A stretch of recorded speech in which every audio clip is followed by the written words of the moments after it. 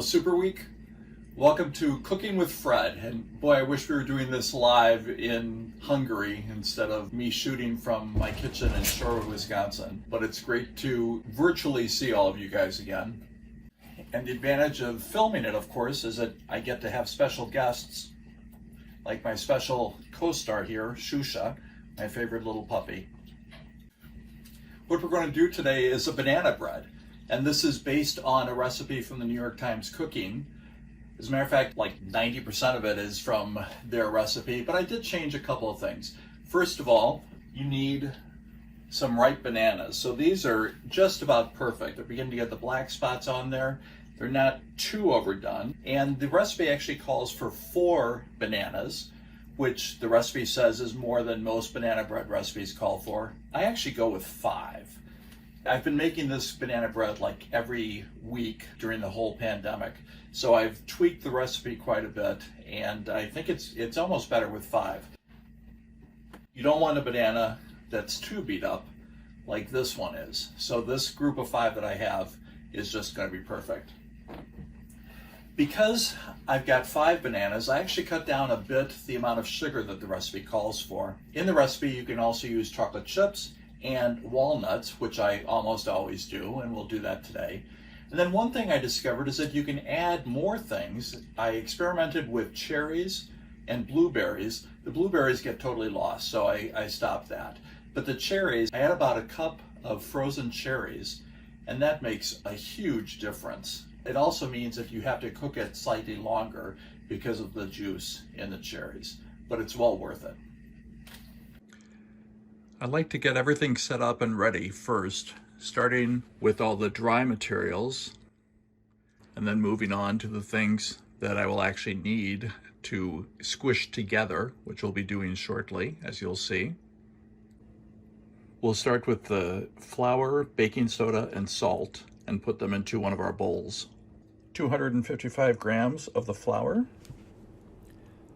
1.5 teaspoons of baking soda, half a teaspoon of salt, and mix them all together. The next thing, in a second bowl, I add anywhere from 80 to 100 grams of chocolate chips, semi-sweet. The recipe calls for, I believe, 135 grams. That feels a bit too much for me. And if you wanted to, you could grind these down a little bit. Otherwise, ones that are this size are going to end up in the bottom of the bread. But I actually don't mind that. But feel free to make these smaller if you'd like. To that same bowl, I add 100 grams of walnuts, and these I do break up into small pieces as much as possible, just to make sure that they get distributed evenly throughout the bread. So there we go. We have 100 grams of walnuts, chopped up kind of, broken apart by hand, and 90 grams of chocolate chips, 190 grams total.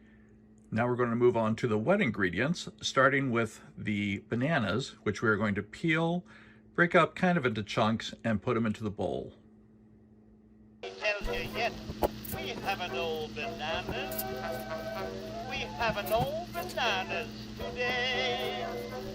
With string beans and onions, cabbages and scallions. Then we're going to take a fork and just start mashing these up. If they're ripe, they'll mash up pretty quickly. With string beans and onions, cabbages and scallions, and all kinds of fruit and say, we have an old-fashioned tomato. Next thing we'll want is some butter, and get some good butter. Make sure it's unsalted. We want 6 tablespoons or about 85 grams of butter, which we are then going to melt in the microwave. And I do that for 25 seconds or so. Depends on the strength of the microwave. Here's the melted butter. We'll just put it into the banana mixture. You don't want to waste any butter, or at least I don't. The next thing you'll want to add is about 1/3 cup or 85 milliliters of Greek yogurt, just plain Greek yogurt. And I tend to either use the 2% or sometimes the 5%. I rarely use the 0%, the fat-free one. I like to have a little bit of fat in it, as if we don't have enough fat already in it. The next thing we'll add is brown sugar, and you can either use light or dark brown sugar.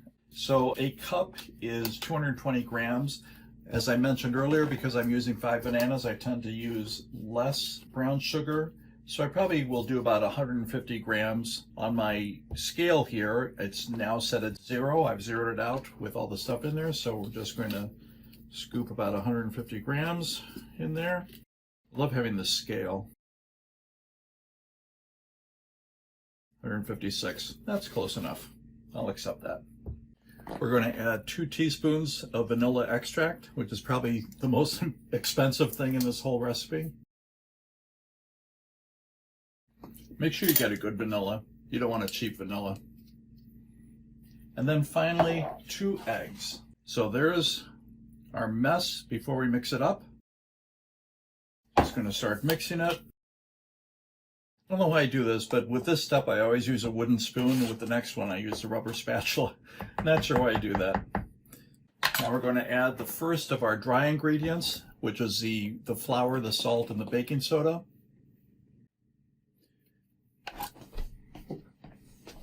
As I said, I switched to the rubber spatula for this, the all-important rubber spatula. Yes, we have an old banana. We have an old banana. There. Looks about set.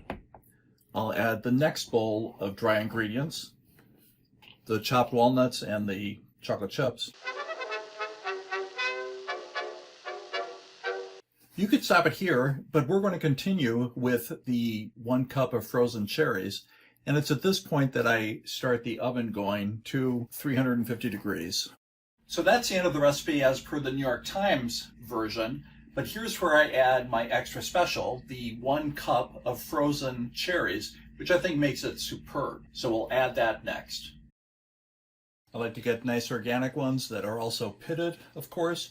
And I'm going to put these frozen cherries in the microwave for about a minute, enough to get them relatively soft and to get some juice on the bottom. Cherries are ready. You can see the juice on the bottom, and there's still a little bit of ice on them, but it's okay. So what I'm going to do now is basically break each one into 2 and try to avoid getting cherry juice all over the place. Send me Pete and Dick and Jim, I need help right away. When he got them in the store, there was fun, you bet. Someone asked for sparrow grass, and then the whole... The cherries are cut. We'll add the rest of the juice. Stir it well to get the juice all incorporated into the rest of the liquid. The reason I break the cherries into 2 is so that the pieces are big enough to taste when you eat the bread. If you leave them whole, it's too big. If you cut them into 4ths, it's too small. So at half, you can taste it, which is great. I've greased a pan, so now I'm going to just pour the mixture into the bread pan. There you hear the oven, it's ready. And now the best part, of course, after you're putting as much of this into the pan as you can, off camera, you get to lick the pan and the spatula. So good and so healthy. So now you're going to take the pan and you're going to put it in the oven for about 75 minutes. So it's at 350, 75 minutes. Once the timer goes off, pull it out and see if it's ready.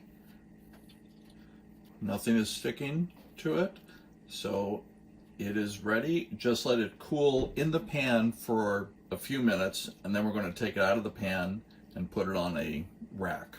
And all answered, yes, we've got no bananas. We have no bananas today. You can even eat the chocolate chips that are usually stuck to the bottom.